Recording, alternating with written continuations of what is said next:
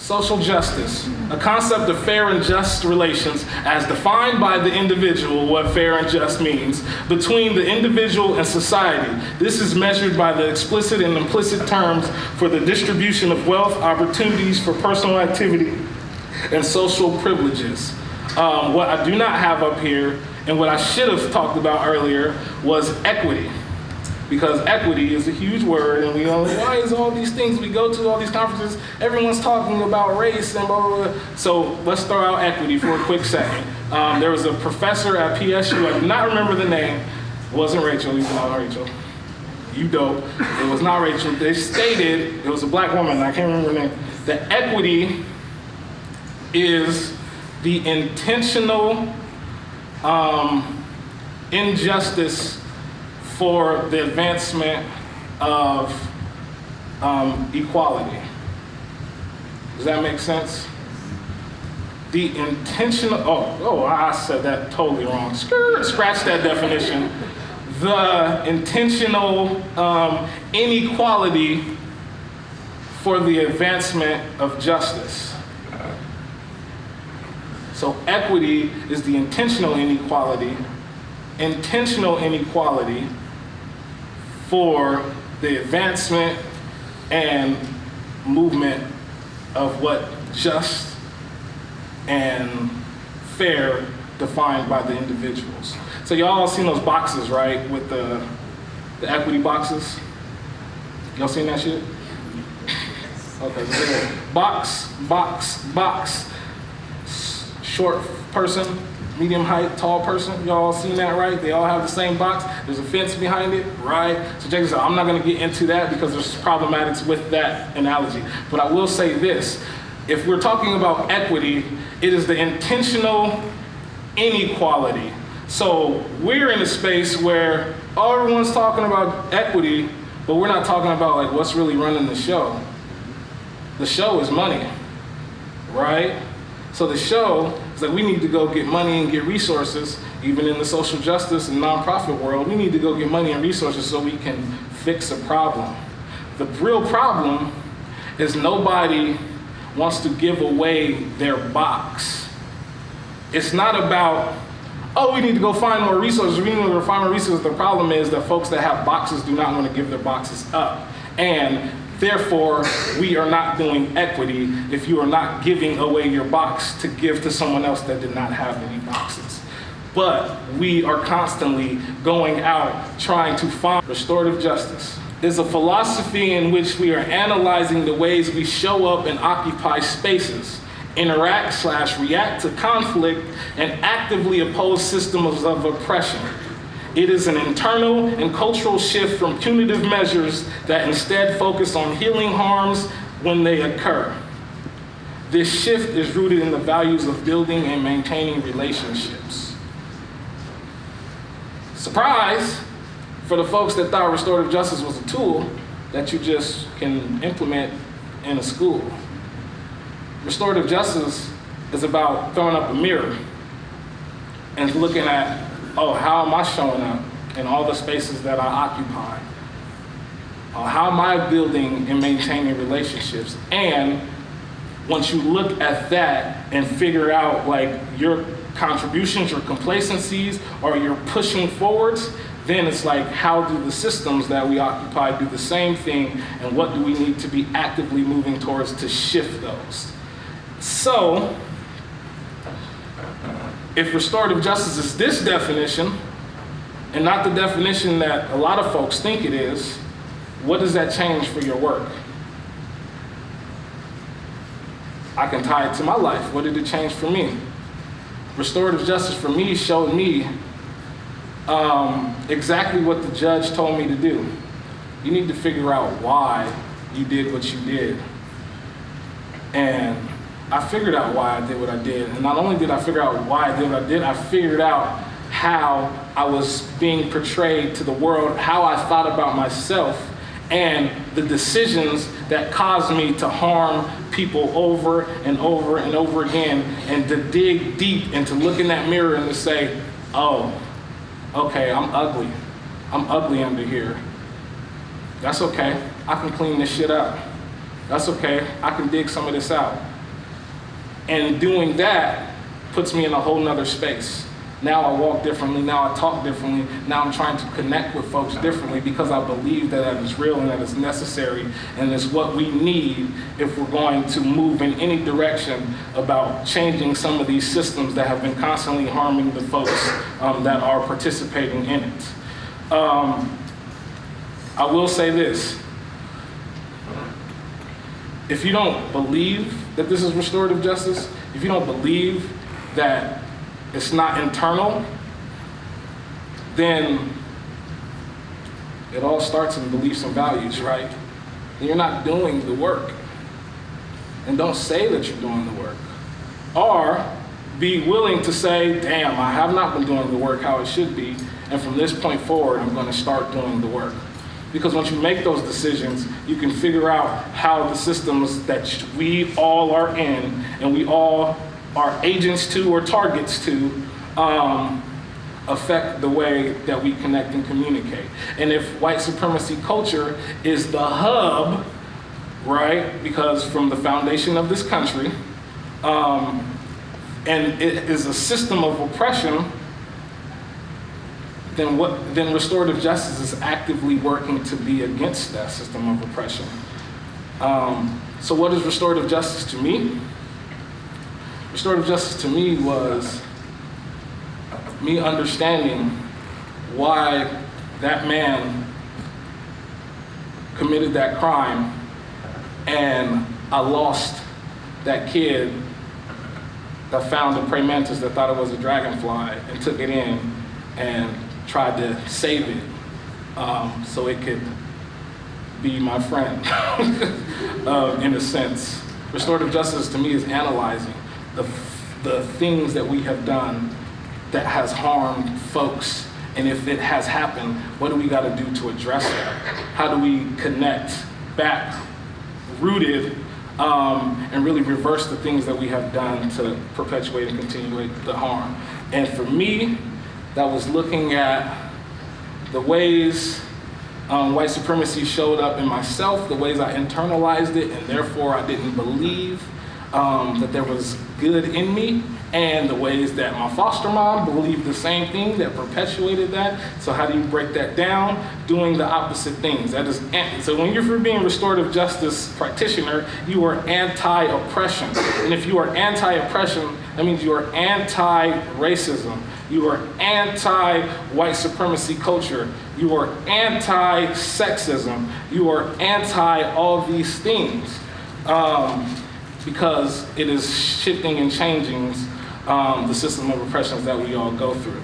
And especially when it's internalized and lives inside you. I did not touch on the capitalism part as much as I wanted, because a good friend of mine over there in that jacket, gang gang, told me that capitalism has a way of swallowing up any movement or anything it gets its hands on. Social justice, nonprofits. You know, I think Oregon has the most nonprofits per capita. Not the most nonprofits, California is winning that. But per capita, we are winning that, I believe. And a lot of these organizations are social justice organizations, right?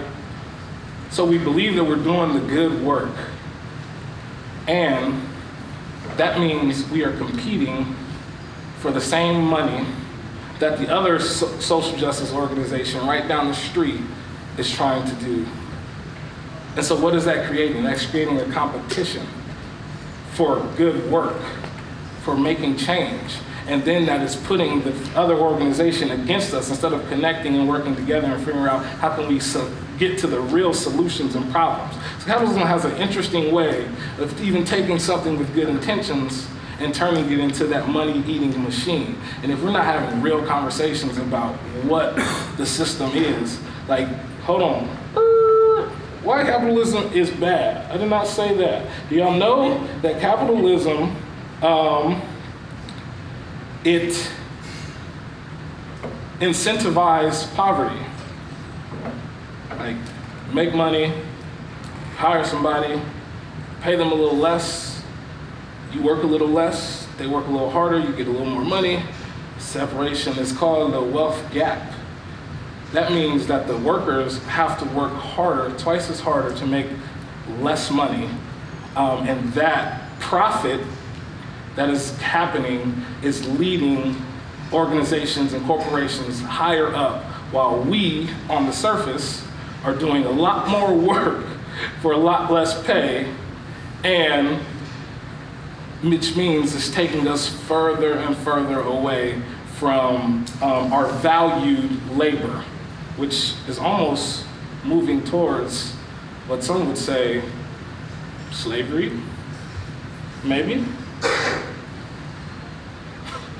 Guy who has lots of water drips. Guy who not have lots of water, he says, like it is this, like this if it makes you want to dismantle. I stole this shit from the internet. So you can't necessarily like it. But what you can do is look at how this is repeating in all the aspects. And if we're talking about intersectionality again, what's it actually doing to our society as a whole and putting us against one another.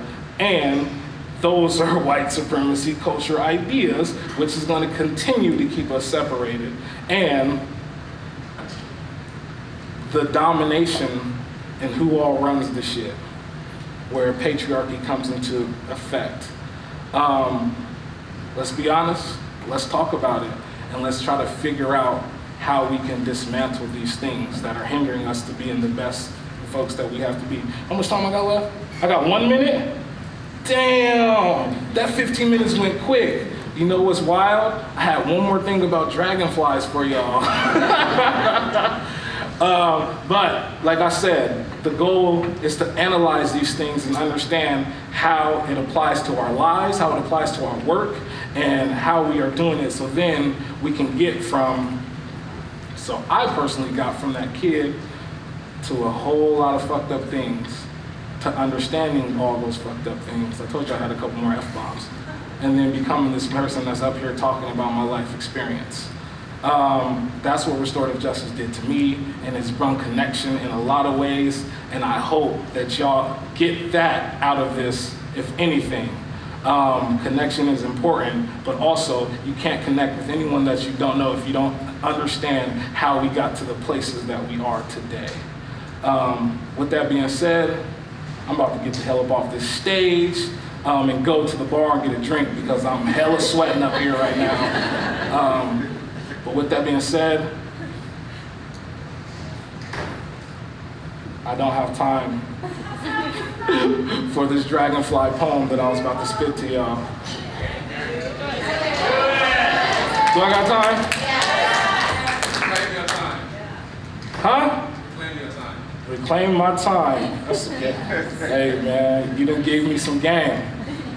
I'm gonna end it with this. Majestic in nature, the dragonfly sits on top of the tallest blade of grass. The wind sways it back and forth, yet it hangs on unbothered. With a swift flutter, the strength of 4 wings keeps it balanced, and it moves, and it watches. I am a feminist thinking, cisgendered, heterosexual black man. I move through this world in my own truth. Fear of death, joy of life, joy in death, fear of life. I understand my shortcomings, yet relish in my gifts. I've traveled to the depths of my thoughts and picked apart the most horrendous, dangerous, ugliest parts of myself and embraced them with love. I've realized that flawed people are real people. Perfection is a disguise, the lack of self-understanding and true self-love. There are many ways I can die as a black man. My body comes with consequences. There is many things I can do as a man. My body has consequences. So I move and I watch. The dragonfly is hungry. As it watches from on top of its blade of grass, it spots a mosquito. The dragonfly knows too well how to eat. For survival, it is necessary. Thrust from its powerful wings, it gracefully glides through the air effortlessly. Knowing what it must do, the dragonfly feels empathy for the mosquito. It questions why it has to die for it to live. As it moves through the air, it envisions a world where life isn't rewarded by death, where sacrifices are options and not mandatory, where it lost its train of thought. The dragonfly feasts. I've been a people watcher since I was a boy. Since medication slowed me down and turned me into an extroverted introvert, I would watch my cousins, aunts, and uncles argue at barbecues. I would watch people on the bus on my way to school. I would watch myself watch them. I went to college for human development and family science to understand more about how people acted towards each other. I watched for two reasons: mere curiosity and to learn what and what not to do. When I walk down the street, I watch white people get uncomfortable. I watch the look of a threat scan across their cornea at the same exact time curiosity and excitement does, just for a split second, right before fear once more, then the smile and quick eye evasions. Quick, yet just enough to remind me what I can be viewed as. My body has consequences, and it's hard not to watch. The dragonfly loves to fly over the water. This is the only time it gets to see itself in a reflection. It hears stories of how marvelous it looks, how powerful and effortlessly it glides, how beautifully divine it is, how mysterious and dark it comes off, and the stories become legendary. Truths that the dragonfly begins to believe until it comes across the water. It watches, it sees the mosquito, it sees the world it imagines, and at this moment only, it sees itself for what it is. All of those things and much, much more. All of those things and much, much less. It sees itself as the dragonfly stops in mid-thought. There is something flying in the horizon. The dragonfly has never been known as speechless, yet this creature has captivated it and stole its thoughts. It is majestic, it is beautiful, it is powerful. Its colors mesmerizes the dragonfly, and the dragonfly cries. There is beauty in the world, it thinks, and it isn't just legendary myth. It is real and ever present. As it gets closer, the dragonfly's amazement changes to fear, feels the need to fly away, but is stuck in place. The butterfly simply passes by. Love is why I do what I do. It is why I watch the world. It is why I contribute in the ways that I do. I have done a lot of harm, and a lot of harm has been done to me. I identify as the dragonfly because of how the world has treated me, and in return, I have found life in death.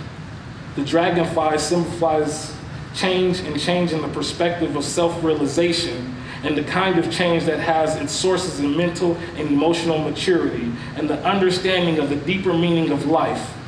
I have much more to learn about myself and the people that inhabit this earth, but I have so much more to love, even when hate and destruction is amongst us. It is my duty as a dragonfly. My name's Stephen Fowler, storyteller. Thank y'all. I'm getting the